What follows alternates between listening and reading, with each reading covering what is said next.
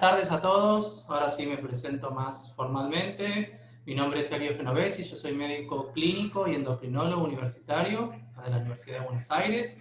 Primero de todo, ¿me escuchan y me ven bien? ¿Alguno que me haga alguna seña? Sí, estoy viendo, así que pareciera que sí. Y bueno, yo voy a charlar un poquito acerca de lo que es la osteoporosis. Si tienen dudas, por supuesto las pueden formular. Las dudas, lo ideal es que traten de enviarlas a medida que yo voy haciendo la exposición a través del chat, que después a mí todas esas preguntas me las van a ir pasando para después al final de la presentación y de la charla yo intentar evacuar, intentar de responder. Bien. Vamos a avanzar entonces un poquito con la presentación.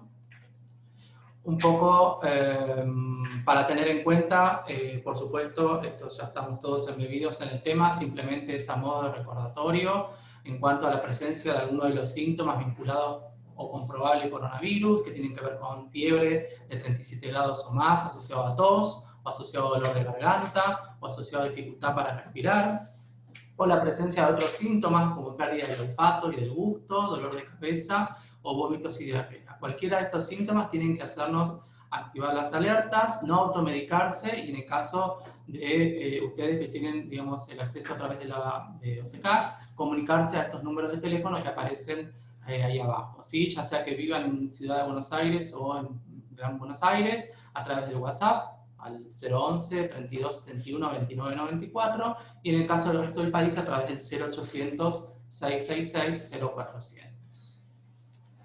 Ahora entonces, sí, ya entrando en el tema de lo que tiene que ver la osteoporosis y el COVID-19, un poquito marcar la agenda, o sea, cuál va a ser mi propósito de qué cosas les quiero contar a ustedes que aprendan y que se lleven de esta charla, que tiene que ver con, primero, entender qué es la osteoporosis, eso es fundamental. Otro tema importante a desarrollar es si aquellos pacientes que tienen osteoporosis son pacientes de riesgo por tener esta enfermedad en el contexto entonces de esta pandemia asociada al COVID-19. Y finalmente, que me parece que también es lo más relevante de la presentación, acerca de qué cosas pueden hacer ustedes en el hogar. Si bien ahora está un poco más laxo la cuestión del aislamiento, hay cosas que se pueden hacer en su casa que ayuden y colaboren en la prevención y en mejorar la salud ósea. Entonces, para comenzar, hablar un poquito de lo que es la osteoporosis. Se sabe que es una enfermedad donde básicamente el problema está en los huesos, cuya densidad y calidad está disminuida. Esta densidad quiere decir que el hueso es un hueso que tiene menos masa ósea y por lo tanto, esto es bastante, me parece gráfico esta imagen, donde se ve un corte de lo que sería un fémur y vemos la imagen de la izquierda, que es representativo de un fémur normal, y vemos a la derecha una imagen que representa un fémur osteoporótico. Vemos que, digamos, esas líneas que conforman lo que está en el interior del fémur, que se llaman trabéculas, están mucho más adelgazadas, algunas de ellas incluso están como rotas, y eso quiere decir que es un hueso que es más factible de fracturarse. Esa es la gran, digamos, cuestión que tiene la osteoporosis, el riesgo mayor que presentan este subgrupo de pacientes de eventualmente complicarse con una fractura. Ahora bien, es importante tener en cuenta que la osteoporosis es una enfermedad silente. El síntoma recién va a aparecer cuando aparezca la complicación que nosotros queremos intentar siempre prevenir, que es la fractura. Por lo tanto, de vuelta, la osteoporosis es una condición que incrementa el riesgo de fracturas óseas por fragilidad. Y esto también es importante tener en cuenta la diferencia. No es lo mismo fracturarse porque uno se cae desde, digamos, a partir de unas escaleras, por ejemplo, que tropezarse en la calle y fracturarse. Esto último, este tipo de fracturas que uno dice que son desde la propia altura del individuo, son las que nosotros consideramos fracturas por fragilidad y son las que se asocian a osteoporosis. Las otras fracturas se llaman fracturas traumáticas. Una idea importante a tener en cuenta es que una de cada 3 mujeres después de los 50 años van a tener alguna fractura por fragilidad si por supuesto no se cuidan y no hacen las pautas de prevención, muchas de las cuales yo les voy a comentar. En el varón, en cambio, es 1 cada 5 los pacientes que se fracturan. En el caso de la mujer, esta, digamos, mayor frecuencia tiene que ver con la menopausia, que es cuando caen los estrógenos a partir de ese momento de la vida, y este efecto protector que tienen los estrógenos hace que sean más candidatas a fracturarse. ¿Cuáles son los sitios más prevalentes o más frecuentes de fracturas óseas de índole o de estirpe osteoporótica? Tienen que ver con la muñeca, tienen que ver con la cadera y tienen que ver con las vértebras. Vértebras sobre todo a nivel de la columna lumbar y la columna dorsal. Estos datos que les voy a comentar ahora es para jerarquizar y darle importancia a lo que tiene la osteoporosis y qué pasa a partir de una, por ejemplo, fractura de cadera osteoporótica. Se sabe que hasta un 40% de los pacientes que sufren una fractura de cadera van a ser incapaces de deambular en forma independiente después de esta fractura. Un 60% requerirá asistencia hasta al menos un año luego del episodio de fractura. Se sabe que la mortalidad, sobre todo esto en pacientes de mayor edad, llega a ser de hasta el 20% en el primer año luego de la fractura de cadera. Y se sabe, y esto es una cuestión muy importante, que hasta un 50% de aquellos pacientes que presentaron una fractura osteoporótica tienen un riesgo de presentar una segunda fractura osteoporótica. En general, este riesgo es mayor en los primeros 2 años, desde el primer evento. Ahora bien, ¿cómo nosotros evaluamos la posibilidad de que un paciente tenga una osteoporosis? Esto se hace a través de un estudio que se llama densitometría ósea. Es un estudio que el paciente, digamos, acostado, se hace una evaluación de esta densidad mineral, ya sea en la columna, como en la cadera, y en algunos casos particulares también en la muñeca, pero hay que tener en claro que esto es un estudio que no se indica de rutina y no está indicado para todas las personas. Básicamente la indicación es a todo varón mayor de 70 años, a toda mujer mayor de 65 años, o aquellos pacientes que no están en estos dos grupos, pero que tienen algún factor que uno sabe que va a tener afectada su calidad ósea. Por ejemplo, las pacientes que tienen hipertiroidismo, las pacientes mujeres que tienen una insuficiencia ovárica precoz, o sea que dejan de menstruar antes de los 40 años, aquellas pacientes que tienen muy bajo peso, índice de masa corporal menor a 19, trastornos que tengan o se asocien con mala absorción intestinal como la enfermedad celíaca, pacientes que están en tratamiento crónico con glucocorticoides por enfermedades reumatológicas, hematológicas o de otra índole. En este contexto está indicado hacer una evaluación ósea que incluya una densitometría. ¿Esto para qué? Para categorizar si el paciente tiene una densidad normal o una densidad disminuida, que podrá ser leve, osteopenia, o severa, o más importante, osteoporosis. Y esta es la gran pregunta que muchas veces nos hacen en el consultorio: si los pacientes que tienen osteoporosis, o sea, si la osteoporosis per se, nos hace o hace al paciente que la padece grupo de riesgo para coronavirus. Y claramente la respuesta es no, porque la osteoporosis no afecta en ningún aspecto o circunstancia lo que es el sistema inmunitario. Por lo tanto, esa condición no nos hace más factible o más probable desarrollar formas severas asociadas al coronavirus. Ahora bien, esto me parece que es muy importante que lo tengan presente acerca de cómo cuidar de manera apropiada la salud ósea. Hay cuestiones que tienen que ver con lo médico, con los tratamientos farmacológicos, pero hay otras cosas que tienen igual o mayor importancia, que tienen que ver con los cuidados que uno puede hacer en su vida diaria.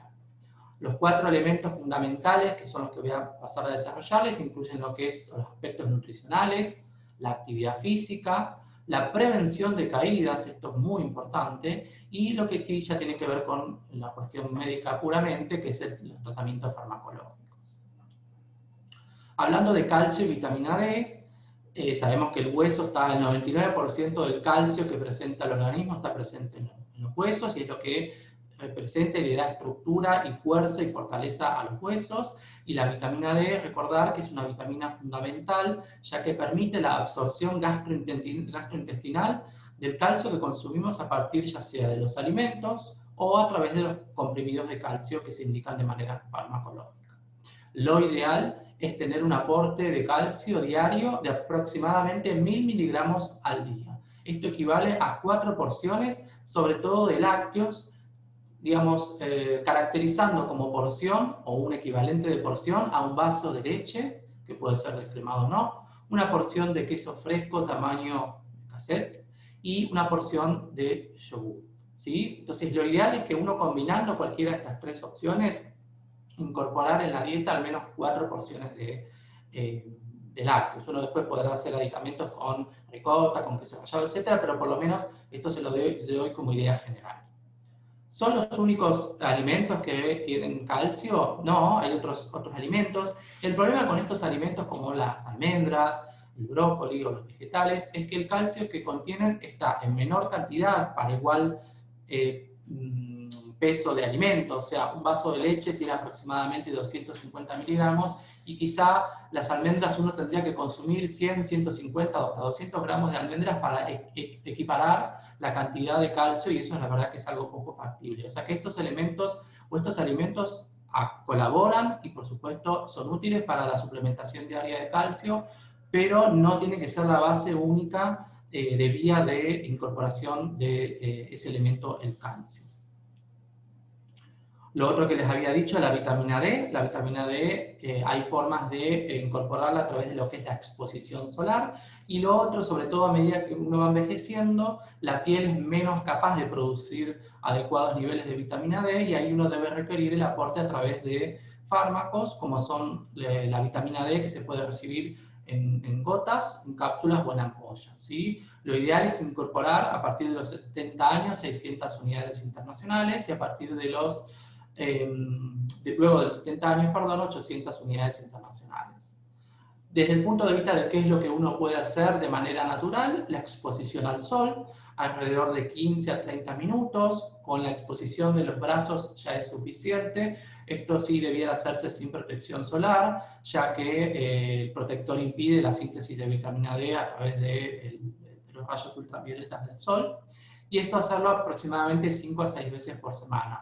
Por supuesto, en épocas de invierno es un poco más complicado que en épocas estivales, pero bueno, eso también hace que nosotros, incluso cuando vemos los controles de laboratorio en los pacientes, muchas veces los niveles de vitamina D caen bastante en invierno y después se recuperan en verano. Y muchas veces lo que hacemos es indicar esta suplementación, como les comentaba antes, en gotitas, por ejemplo, en invierno, y en verano descansar, porque ya con la exposición solar es suficiente. Otro elemento fundamental tiene que ver con la actividad física. Se sabe que el ejercicio mejora el balance y fortalece las piernas, los miembros inferiores, y de esta manera colaboran disminuyendo el riesgo de caídas, que después les voy a explicar otros de los elementos para prevención de fracturas que tienen que ver con justamente estas caídas. Por supuesto, además, lo que tiene que ver con la actividad física es beneficioso para uno sentirse mejor en el día a día y tener mayor seguridad al momento de las actividades de la vida diaria. Por supuesto, el sedentarismo conduce a una debilidad muscular que se asocia con el riesgo de caerse y la complicación que queremos evitar, que es lo que vengo diciendo bastante, que es la fractura, ¿sí? Entonces, esto que les voy a contar es una actividad que les propongo para hacer en su casa, que básicamente lo que va a fortalecer son lo que tiene que ver con los músculos de la cintura pélvica y los músculos de los miembros inferiores, y lo que va a hacer justamente es prevenir sobre todo lo que tiene que ver con las caídas cuando uno se incorpora o se levanta, ya sea de estar en una posición sentado o acostado, ¿sí? Lo interesante de este ejercicio es intentar hacerlo sin utilizar las manos a medida que uno se va sintiendo más seguro y se va fortaleciendo. Lo que hace uno es sentarse entonces en una silla con la espalda bien erecto y tratar de incorporarse de la silla, inicialmente con la ayuda de las manos, luego sin las manos, y pararse delante de la silla. Y luego volver a hacer el mismo ejercicio, esta vez sentándose. Entonces la idea es hacer esta actividad a través de sesiones de 10 a 15 repeticiones, de sentarse, pararse, al menos 2 veces al día, con eso es suficiente, y sabemos que de esta manera estamos logrando un adecuado fortalecimiento, entonces, como les dije, de los músculos de los miembros inferiores y de la cintura pélvica.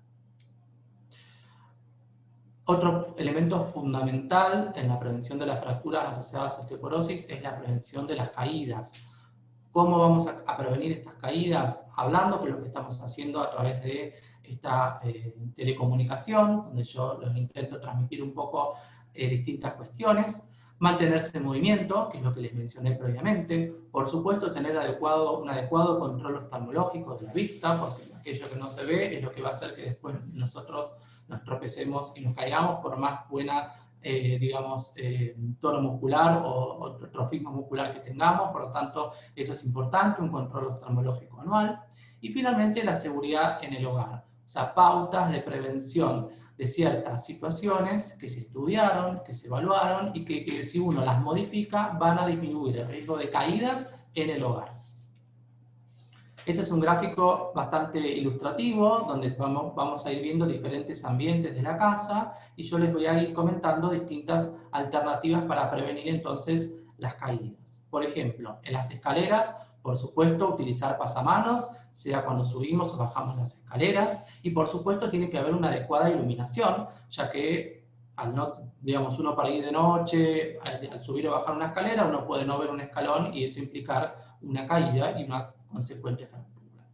El baño es un sitio bastante peligroso en el sentido del riesgo de caídas dentro de los ambientes en el hogar. Es fundamental la utilización de agarraderas, ya sea al lado o dentro de la bañera, y si también se pudiera cercano al inodoro, sobre todo en aquellos pacientes que tienen dificultades al momento de incorporarse de la posición de sentado. Por supuesto, en el baño, utilizar alfombras antideslizantes cercanas a la bañera y en las puertas de aquellos individuos o personas que tengan duchas como método, digamos, para el higiene diario. Avanzando un poquito más en los ambientes de la casa, en el dormitorio, por supuesto, una adecuada iluminación. La iluminación adecuada tiene que ser para todo el hogar, eso en realidad es indistinto del ambiente del hogar. Evitar, por supuesto, los objetos, dejar objetos cercanos a la cama o debajo de la cama, que uno quizá a la mañana cuando se despierta, que está un poco más somnoliento, se olvide que eso dejó ahí y que bueno, uno se termine tropezando al incorporarse desde la posición de acostado. En los pisos en general, intentar quitar aquellos objetos que uno se pueda tropezar y que no tienen sentido que estén en el piso, y sobre todo en aquellas áreas o sectores donde hay una deambulación permanente en el hogar. Evitar aquellas alfombras pequeñas y sobre todo, si no tienen antideslizantes, ahí lo que uno puede hacer o utilizar es incorporar una cinta adhesiva de doble cara para que estas tengan queden estáticas en el sitio donde están colocadas. Y finalmente, en la cocina, tener por supuesto fácil acceso a aquellos utensilios que uno sabe que usa de manera frecuente, no ponerlo en el estante de arriba, donde cada vez que uno utiliza eso, que quizás de manera diaria tenga que subir una escalera y, bueno, saber que eso es una exposición o un riesgo a caerse que no tiene sentido. Y por supuesto intentar no subir a sillas para buscar, porque bueno, digamos, las sillas no tienen esa función y se sabe y está estudiado que es una causa de caída frecuente. En cuanto a la prevención de caídas, otras pautas importantes: evitar caminar descalzo y evitar la utilización de aquellos calzados que utilicen suelas blandas. Evitar el calzado de tipo sandalia o aquellos sin refuerzo en los talones o pantuflas, porque eso la verdad que generan bastante inestabilidad y la gran mayoría de los pacientes lo utilizan. Este tipo de calzado, por favor, no. Y por supuesto, entiendo la necesidad de la elegancia, pero bueno, eso lo guardamos para otro momento. Evitar los tacos altos de más de 3.5 a 4 centímetros, porque de vuelta esto está claramente estudiado, que generan una situación de desequilibrio por un mal apoyo y desde un esguince, que eso sería lo menor, hasta una fractura osteoporótica, que es lo que intentamos evitar. En cuanto a los tratamientos farmacológicos, que eso es algo que depende de nosotros, aquellos que están bajo tratamiento, es saber que en realidad si hubiera alguna dificultad transitoria en obtener la medicación, sobre todo con este contexto actual, no pasa nada, salvo aquellos pacientes que estén en tratamiento con denosumab, que sí o sí deben recibir la medicación en el tiempo estipulado, cada 6 meses, ya que para prevenir algún tipo de complicación. Los bifosfonatos, que la gran mayoría de los pacientes son los fármacos que utilizan, con que una toma se retrase o no se tome, no pasa nada, ¿sí? Muy bien. En el caso del denosumab, por supuesto, comunicarse con el endocrinólogo que esté a cargo del paciente y que esté en seguimiento de dicho paciente.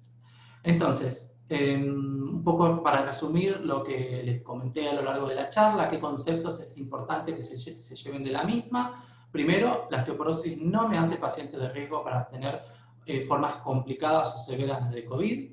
Segundo, es importante que durante la pandemia reforcemos un adecuado aporte de calcio y vitamina D, como les comenté previamente, que se continúe con las limitantes que ya conocemos, pero mantengamos una mínima actividad física con ejercicios como el que les comenté, que no implican, digamos, tener que exponerse necesariamente o salir a hacer actividad fuera de casa. Recordar, como las pautas que les comenté previamente, anticaídas, esto es fundamental para la prevención de las fracturas, sobre todo de índole osteoporótica. Y bueno, nada, dejar este espacio para ahora intentar responder preguntas de las que fueron formulando a lo largo de la presentación. Muy bien, acá me pasan algunas preguntas. Sí, bueno, preguntan si hay alguna contraindicación en cuanto a la utilización de vitamina D3. No, o sea, si eso fue indicado por un médico, digamos, no hay ninguna contraindicación en este momento. Y acá preguntan cómo se toma, en realidad depende en función de qué tipo de vitamina D le hayan indicado. Si es la vitamina D en gotitas, la vitamina D en general se toma semanal, hay algunos médicos que lo indican diario, pero sí lo fundamental con la vitamina D que tienen que saber es que la vitamina D es una vitamina liposoluble. O sea, es una vitamina que tiene contenido graso y necesita de la bilis para poder absorberse, por lo tanto es una medicación que se tiene que tomar luego de las comidas. A diferencia por ahí la levotiroxina, que es una medicación que los endocrinólogos usamos mucho, que es en ayunas, bueno, la vitamina D se tiene que tomar con la comida o después de comer. Las que vienen en gotitas, idealmente tomarlas directamente en la boca o colocarlas en una miga de pan, no en una cuchara ni en un vaso, porque muchas veces esta misma oleosidad que les comentaba previamente hace que se pierda parte de lo que es la dosis que se indica en el proceso. Por eso siempre directamente a la boca o en una miga de pan. ¿Qué diferencia hay entre artrosis y osteoporosis? Bueno, es una pregunta interesante, muy buena.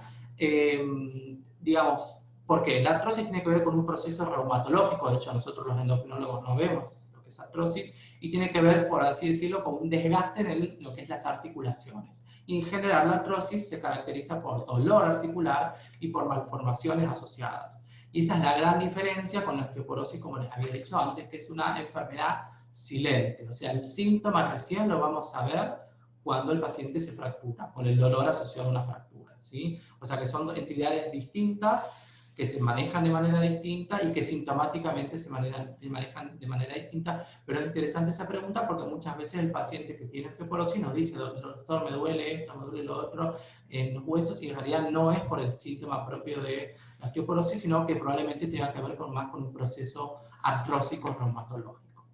Otra pregunta es si pierdo calcio por la orina. Causas, bueno, eso se llama hipercalciuria, la pérdida de calcio por la orina. Hay múltiples causas que incluyen trastornos a nivel renal, o sea que el riñón no es capaz de producir o de retener el calcio de manera adecuada.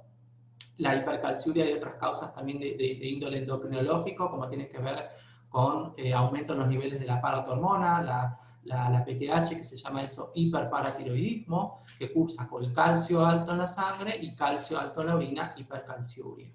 Digamos, básicamente es importante estudiar a todo paciente con hipercalciuria, primero para definir la causa, y segundo porque la hipercalciuria colabora con esta pérdida de la masa ósea asociada a la osteoporosis. O sea que los pacientes con hipercalciuria debieran tener una evaluación también ósea, porque calcio que no se fija en el hueso y se pierde por los riñones, calcio que va a impactar y va a dar lugar a la osteoporosis. Pregunta acá si tengo osteoporosis y no tolero por gastritis la vía oral.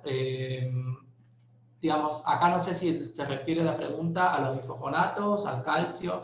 En general, respecto a la tolerancia al calcio, hay diferentes alternativas de calcio que uno puede intentar ofrecer. Está el calcio carbonato, calcio citrato, hay calcio en caramelo, en comprimidos, hasta incluso hay como espumas de calcio. Entonces uno va intentando de esa manera distintas alternativas para que el paciente pueda aceptar, no tolerar alguna de estas diferentes variables del calcio. Y después, en cuanto a los bifosfonatos biorales, estos que yo les había puesto en la filmina, que eso está, digamos, indicado por un médico. Si hay intolerancia gástrica, uno puede planear algún tipo de tratamiento que incluya algún bifosfonato endovenoso, como el ivandronato o el ácido zoledrónico, etc. Así que hay alternativas para aquellos pacientes que no tengan tolerancia a los bifosfonatos por boca.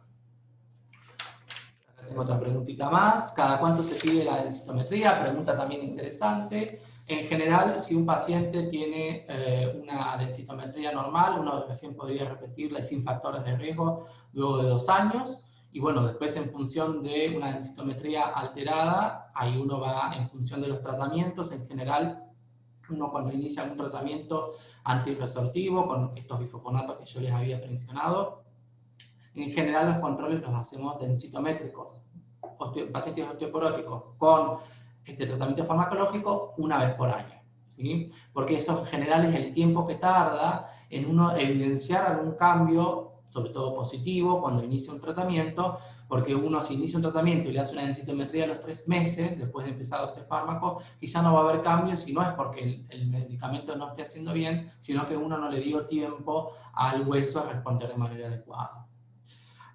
¿Cada cuánto los análisis de calcio en la orina? Depende de vuelta. Si es un paciente normal, sano, digamos, no tiene uno por qué incluso hacerse una medición del calcio en la orina. Uno en general, el calcio en la orina lo piden aquellos pacientes que tienen litiasis a repetición, o sea, que forman cálculos en la orina a repetición, o en aquellos pacientes que tienen diagnóstico de osteoporosis y que van a ser candidatos al tratamiento y tienen que tener una evaluación completa antes de empezar el tratamiento antirresortivo, para ver si no hay alguna condición que uno pueda mejorar y además el tratamiento ejerza una eficacia adecuada. ¿Se cura la osteoporosis? En general uno puede mejorarla, uno no sé si diría que se cura, uno puede mejorar los parámetros a través de estos tratamientos que yo les mencioné previamente, pero digamos, no es un proceso como uno diría, no sé, una neumonía, que toma un antibiótico, 10 días, se cura y ya está. No, en general esto son cuestiones bastante crónicas que llevan varios años y hay ciertas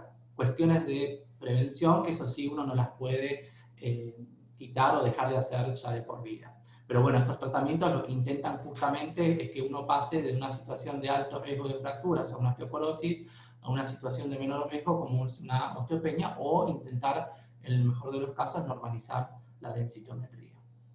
Otra pregunta que hacen acá: ¿es verdad que solo se hace densitometría después de los 60 años? En realidad no, como les había dicho previamente, si hay alguna condición que uno sabe o que se sabe que impacta de manera negativa en el hueso, uno debiera, digamos, solicitar un estudio densitométrico. Por ejemplo, una mujer que tiene una insuficiencia ovárica a los 35 años, bueno, esa es una mujer que por esa edad, y porque tiene la insuficiencia ovárica a esa edad, uno debiera hacer una evaluación de sus huesos a través de una densitometría y no esperar a los 60, porque uno, si espera a los 60, va a llegar tarde. Bueno, ¿cómo se toma la vitamina D? De vuelta, creo que ya la contesté previamente, la pregunta esa. Acá preguntan si se puede reemplazar el fijador de vitamina D y calcio por otra cosa.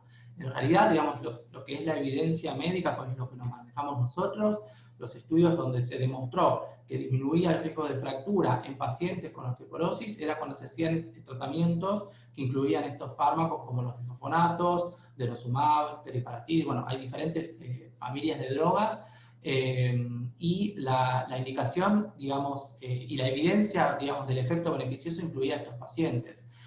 Se comparaban pacientes que tenían osteoporosis y que no tenían, y se los trataba un grupo sí y un grupo no. Y cuando se comparaban los dos grupos, se veían que los que menos se fracturaban eran los que tenían estos tratamientos. Entonces, uno basándose en eso, diría que en primera instancia el calcio y la vitamina D solo no alcanza, pero por supuesto la indicación siempre evaluada y avalada por un médico. Esto no es medicación que uno tenga que ir a tomar por su cuenta o ir a la farmacia y comprarlo por su cuenta. Digamos, no todos los pacientes son candidatos incluso al mismo tratamiento. No toda osteoporosis es igual, hay distintas formas de osteoporosis y en función de eso uno va, dentro del arsenal disponible de fármacos que hay, indicar uno u otro tratamiento. Además, no todos los tratamientos tienen el mismo tipo de control, por lo tanto, generalidades en este sentido no sirven. ¿La vitamina D es para curar la osteoporosis o para prevenirla? En realidad la vitamina D, lo que, como les había comentado también antes, lo que hace básicamente es absorber a nivel gastrointestinal y también a nivel renal el calcio de los alimentos y evitar que se pierda un poco en los riñones. Entonces es fundamental tener adecuados niveles para que el calcio que nosotros consumimos que vaya a los huesos y no que el calcio que no puede acceder a nuestro organismo, el cuerpo lo tenga que terminar sacando de los huesos. Esa es básicamente la relación que tiene la vitamina D con los huesos. Y otra cosa importante, la vitamina D, siempre que uno empiece un tratamiento antirresortivo, es importante que esté adecuadamente suplementado con calcio y vitamina D. ¿Por qué? Porque los trabajos que evidenciaron este beneficio en prevenir las fracturas eran en pacientes que estaban con adecuados niveles de calcio y vitamina D. Por eso es importante siempre tener esto en adecuados niveles.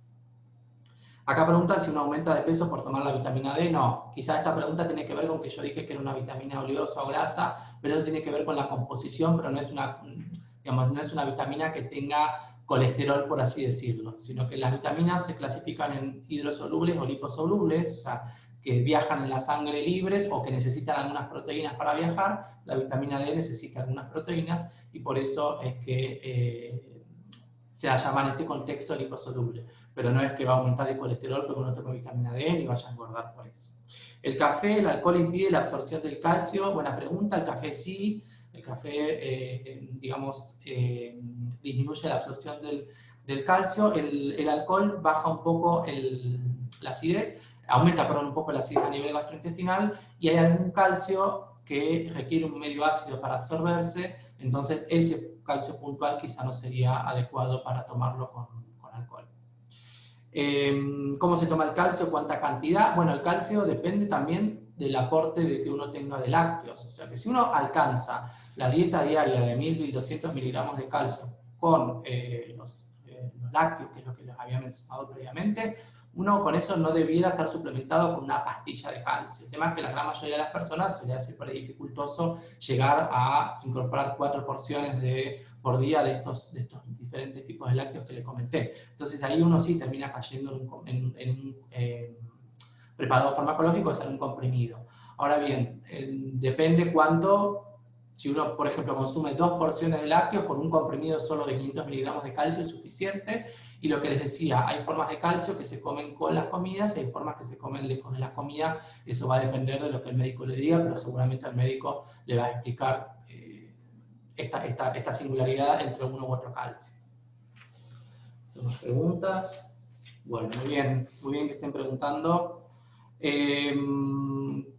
¿Cuándo tomar sol por la vitamina D? Supongo que cada cuánto, un poco bueno, lo que les había dicho ahí, eso es importante, tratar de por lo menos 10 a 15 minutos al mediodía, porque el mediodía tiene que ver con que el sol está lo más perpendicular a la superficie de la Tierra en ese momento, entonces los rayos ultravioletas como que se vio que tienen mayor beneficio a esa hora del día y con solo exponerse los miembros superiores ya es suficiente para alcanzar. Por supuesto, en verano se alcanza más fácilmente esto que en invierno, pero bueno, eso sería más o menos la pauta de exposición. La verdad que en los últimos años se fue cambiando bastante, antes se recomendaba solamente 2 o 3 veces por semana, pero bueno, esto como que también se va aprendiendo cada vez más y bueno, se va profundizando un poco más en el conocimiento sobre el tema. Acá preguntan si las infusiones se pueden suspender, depende qué infusión, si es denosumab, no. Si es ese tratamiento, no. Si es lo otro, digamos la suspensión, en realidad la decisión de la suspensión tiene que estar supeditado por un médico. Lo que yo quise intentar decir es que si se atrasa 1 mes o 2 meses por toda esta dificultad asociada a la pandemia, no pasa nada. No es que el fármaco va a perder efectividad o todo lo que se ganó hasta ahora se va a perder por suspender o por posponer 1 o 2 meses el tratamiento. ¿Cómo actúa la medicación de osteoporosis? Bueno, esa es una pregunta bastante extensa para responder y sobre todo porque, como les decía, hay muchas familias de medicamentos, así como generalidad les puedo decir que hay fármacos que colaboran en actuar sobre aquellas células que normalmente degradan o comen el hueso, que son los bifosfonatos, y hay otro grupo de fármacos que lo que hacen es estimular a las células que forman hueso, osteoblastos. Eso sería como una gran división de los fármacos, pero bueno, quizá excede un poco la presentación, pero básicamente lo que hace es eso. O sea, el hueso normalmente o activamente o permanentemente el hueso se está formando y degradando, formando y degradando. Por ejemplo, en las mujeres después de la menopausia, lo que prevalece es la degradación del hueso por estas células que les digo. Entonces, lo que hacen los bifosfonatos es como aplacar estas células y de esta manera este balance se inclina a una menor degradación o resorción ósea, como decimos nosotros en términos médicos. En cambio, hay otros fármacos que lo que hacen es actuar estimulando lo que es la fase de formación de hueso a través de estimular unas células que se llaman osteoblastos. Esto es como una gran generalidad, pero bueno, para que tengan una idea. Acá me preguntan que una paciente que tiene artritis reumatoidea, si sirve tomar sol a través de un vidrio, de una ventana, bueno, porque vive en el sur. Sí, en realidad el rayo ultravioleta sigue pasando, así que en ese sentido no hay ningún, digamos, no es que se pierda el efecto estimulatorio sobre la piel, el tema es que esté expuesto directamente al rayo del sol. En el vidrio la interposición no pasa nada porque el rayo lo atraviesa. Y preguntan si el diurético se usa para la osteoporosis. En realidad, el diurético, hay algún diurético en particular, que es la hidroclorotiazida o la indapamida, que se utilizan para, sobre todo, las causas de osteoporosis secundarias a hipercalciuria. ¿Se acuerdan que con una de las preguntas anteriores me habían dicho la hipercalciuria? Hay algunos mecanismos de hipercalciuria que se mejoran o se revierten al utilizar un diurético, como algunos de estos dos que yo les mencioné, que hacen que el riñón retenga o reabsorba ese calcio que no puede normalmente manejar. Entonces, uno indicaría de manera indirecta para mejorar una osteoporosis un diurético para evitar esta pérdida de calcio por la orina. No forma parte, por supuesto, del arsenal de tratamiento habitual para la osteoporosis, sino que es para tratar o mejorar un factor asociado o favorecedor del desarrollo de osteoporosis. Creo que no hay más preguntas, sí, quedan algunas más. Muy bien, el público hoy preguntó mucho, así me gusta.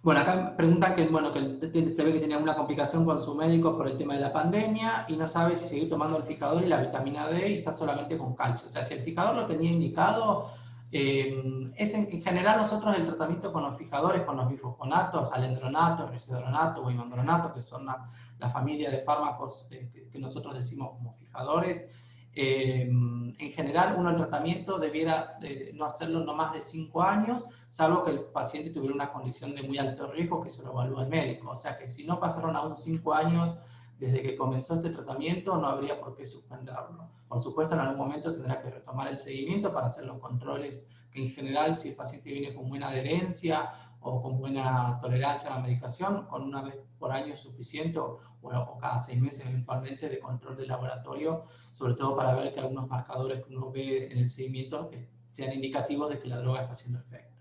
Pero yo no la suspendería, sobre todo si no pasaron 5 años y sobre todo, bueno, si usted la tolera además, por supuesto.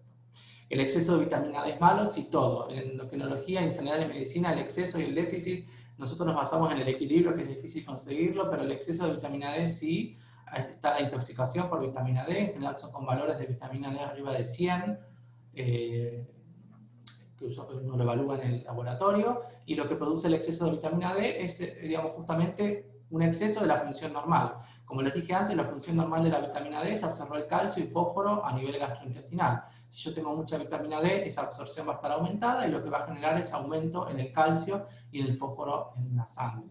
Ese calcio también, si está aumentado en la sangre, se va a eliminar por el riñón y va a hacer que también aumente el calcio en la orina, favoreciendo el desarrollo de piedritas en los riñones o litiasis. O sea que el exceso también es malo. Uno tiene que tratar de conseguir un nivel de vitamina D por arriba de 30 nanogramos de decilitro, pero no mayor arriba de 50 o 60. Los beneficios asociados a la vitamina D y el hueso van entre los 30 y los 50-60 nanogramos de decilitro.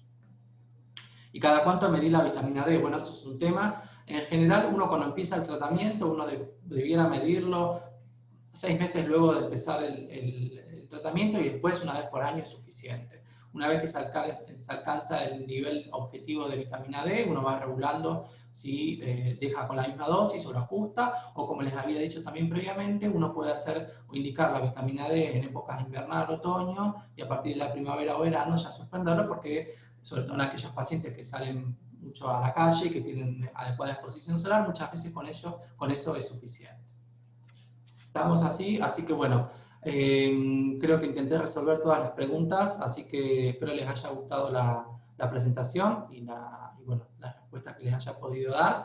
Así que bueno, a cuidar su salud ósea y esta serie de tips y sugerencias que les hice, espero que les sean útiles para la vida diaria.